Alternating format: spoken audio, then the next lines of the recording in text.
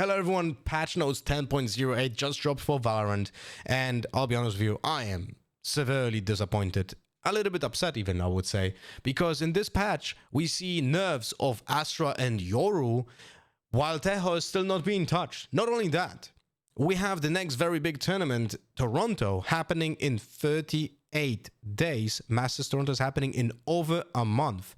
And most likely because we didn't see a change for Tejo in this patch, that means that the next opportunity to nerf Tejo will be in 2 weeks, which basically means that he is not gonna be nerfed, because he should be nerfed right now if we want to include his nerf before Toronto, so the teams can adjust. So I assume, and again, this is my assumption, so hopefully I'm wrong, but I don't think we're gonna see a change for Tejo. And we're still gonna see the same exact Tejo being played at Toronto, being the most picked agent in the entire game.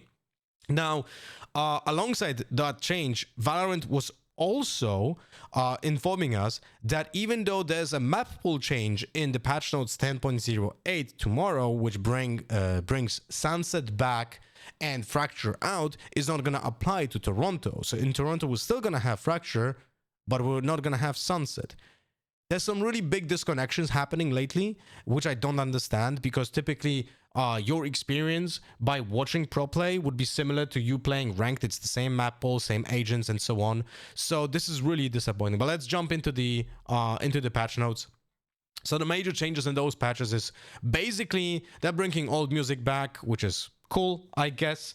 Where's my mouse not working? Actually, I don't know. So we have old music being brought back as a celebration of a 5-year anniversary.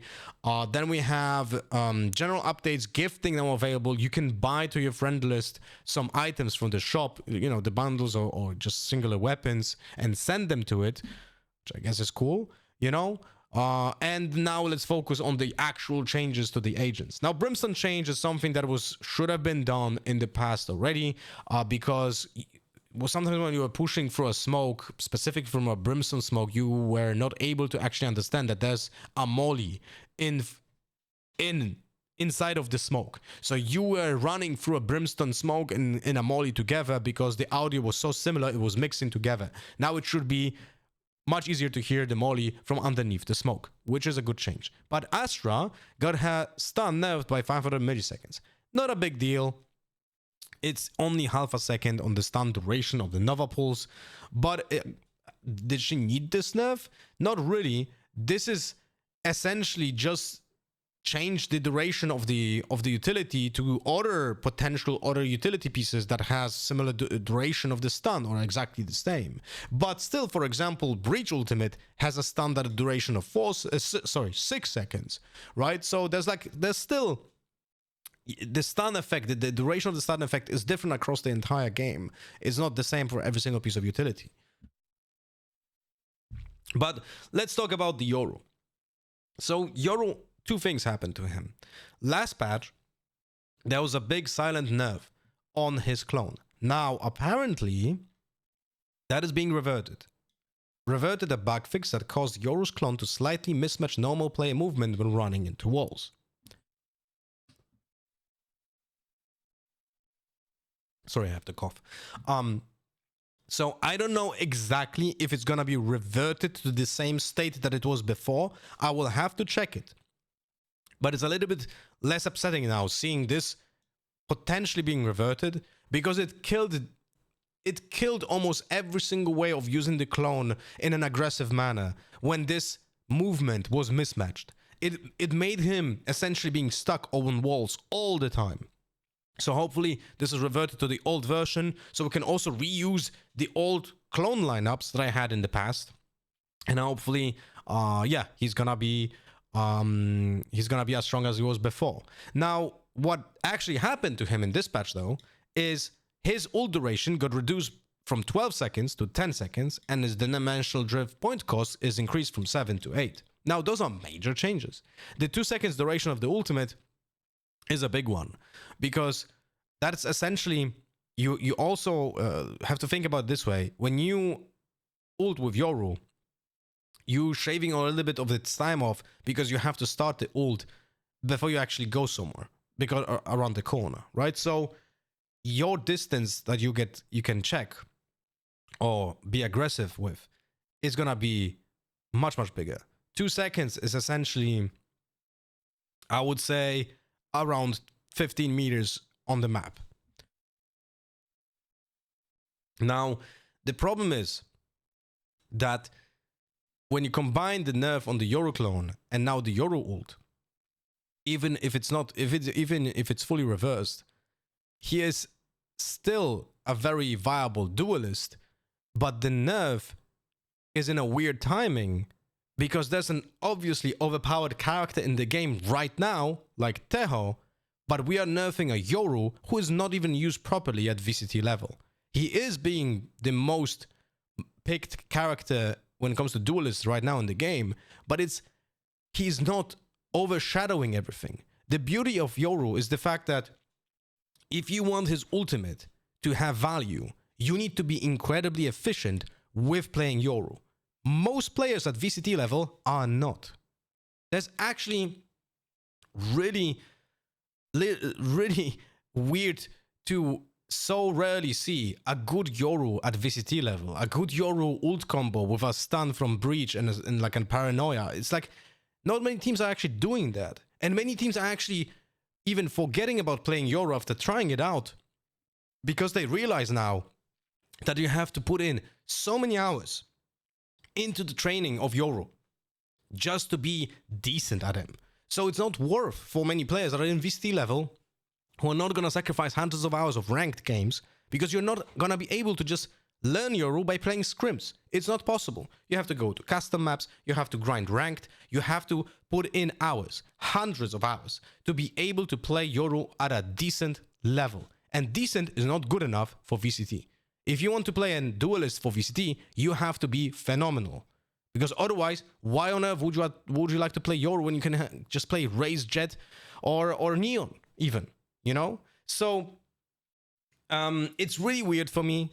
And of course, I'm biased because I am a Yoru main, but also I am yapping for 2 years about Yoru being incredibly viable and incredibly powerful. And for 2 years, he essentially never got changed. There was a small buff of his duration of his flash by 250 milliseconds. He was buffed. The flash duration was buffed. And I said during that patch was over a year and a half ago, that I hope that they don't buff him any further because then he was gonna be nerfed. And I would like not to see that.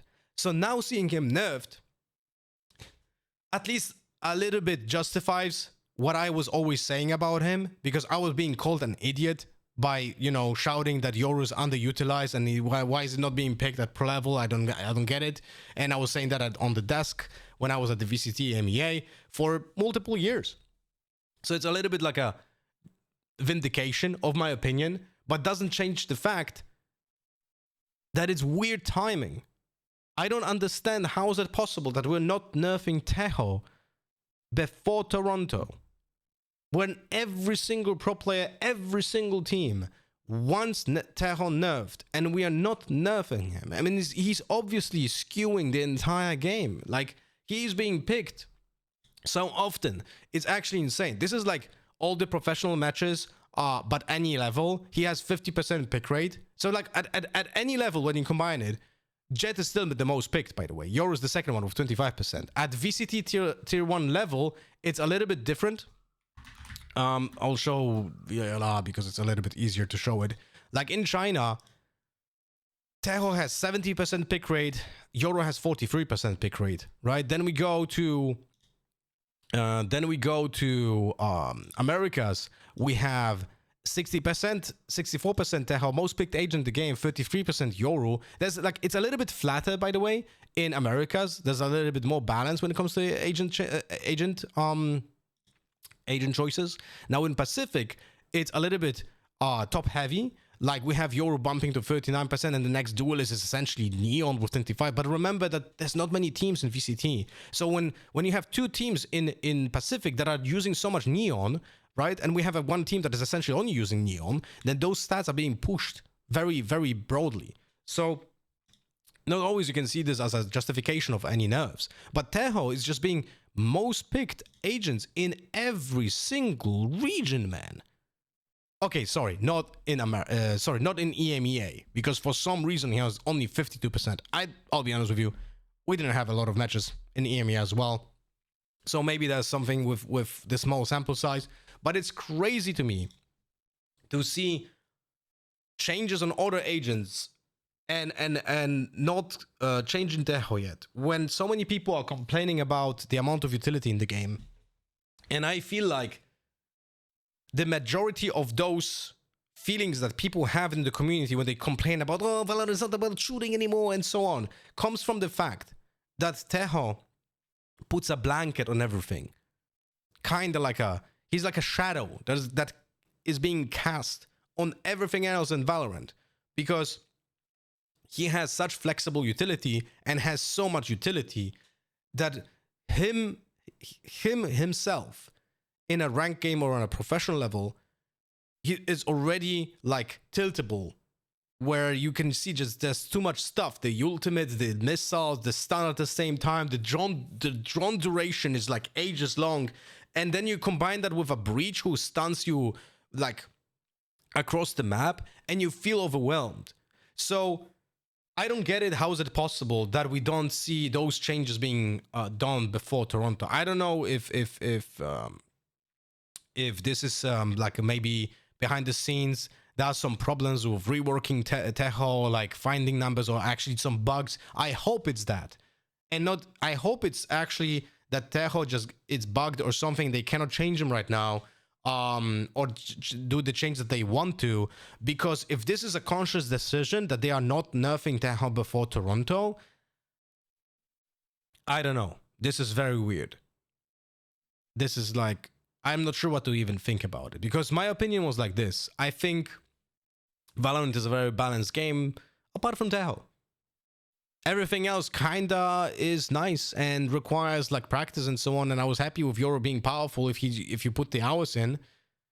You know, there's like the flow of the agent is very low, but the skilling is so high.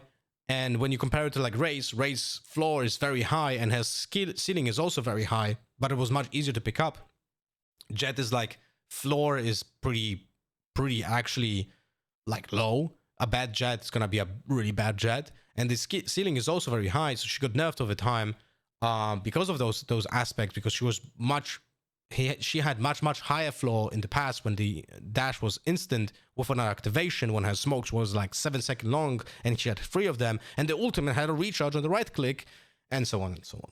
So I'm a little bit ranting over here. I don't know if this is interesting for you guys, but it's like I feel personally that I am losing track of what's the direction right now of the changes for the agents. If we're not seeing the Tejo Nerf, if we're not seeing the Harbor rework yet, if we don't see more changes to other agents that I feel like should be changed in this game. So I don't know. And ranked is still plagued with Instalog Reyna, Instalog Jet, and Instalog Chamber, Instalog Clove. Like in ranked, we have those four agents. Like thrive. Actually, let me check something. MetaSSC.com. Let's check and let's see how in ranked are those agents being chosen. In all regions, in all ranks, patch 10.06. Jet is on average in every lobby. Reyna is on average in almost every lobby. Is essentially 1 out of 10 lobbies she is not there. And then we have Clove with 8.5. 10. Think about it this way: if something has 10% pick rate, that means that there's one agent of that kind on average in a lobby, which is basically Jet is over average 1 on every lobby. There's like a Jet and 1 leg of a Jet in every lobby. Reyna is like basically almost always in the lobby, right? But now when you look at ranks and we change it to Immortal Plus, look at this. 3 agents occupy essentially a slot every time. Why are you not doing something about that as well? You know, it's I don't know. It feels like combining those really awkward balance changes or lack of balance changes, when you combine it with lack of changes towards ranked, lack of changes of agents that are overpicked and ranked, and the rewards for playing ranked. Motivation to play Valorant right now is the lowest it have ever been. And I can see that in the playstyle of people, that I can see how they don't give a fuck. I can see how they just don't care anymore, and they don't see a reason even to try hard in ranked. It was always hard to motivate people to try to win in ranked, but now it's like at the lowest point. And I feel like this is negligence by Riot. For years we didn't have a singular change for ranked. We have the Premier mode essentially robbing us of people who worked on ranked, and they had to transfer to Premier so they can make Premier, but Premier is completely separate. And I don't know. It's weird. What do you think about this? Do you like this approach? Do you think Tejo should not be nerfed before Toronto? Do you think he's still gonna be nerfed before Toronto? Do you think that in 2 weeks, so 24 days before Masters Toronto, we're gonna see a nerf to Tejo? If they didn't do it this time, let me know in the comments. What do you think about it? See ya, and thanks for watching.